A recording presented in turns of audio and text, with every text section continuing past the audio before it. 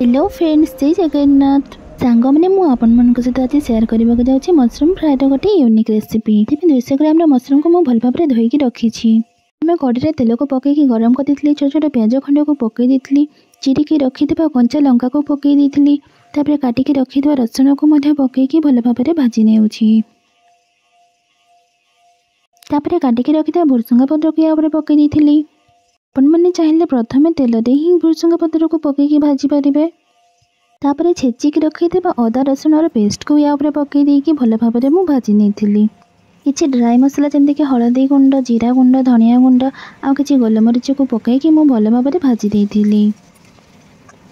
किसी समय पर काटिकी रखि मशरूम को पकई देती। स्वाद अनुसार लुण को पकई देती। तापर भल भाव में भाजी देती। छतु को मसला सहित भल भाव मिक्स कर देती। मु गैस फ्लेम को पूरा हाई कर देछि। कौन पे ना ए छतु रे बहुत ही परिमाण में पानी भरी थाए। पानी मरिबा जाए छतु को मु भल भाव में भाजी देउछि। किछि समय पर छतुर सब पानी सब मरी जाइतला। एही छतुर रेसिपी को आपण माने गरम रोटी और पराठा सहित खाई पारे आ गरम भात सहित मध्य खाई पारे। समय पर काटिकी रखि धनिया पत्र को छतु पकईकी भल भाव में मिक्स कर देती। जदि आपण रेगुलर छतु तरकारी खाई खाई बोर हो जाइछन्ती एहीपरि भाव में अल्प मसला देकी ड्राई मशरूम फ्राई को ट्राई करंतु घरे। यदि आपको ये वीडियो भल लगी था निश्चित भाव में वीडियो को लाइक करेंगे और पाखरे बेल आइकन को क्लिक करके मो चैनल को सब्सक्राइब करदेवे। धन्यवाद।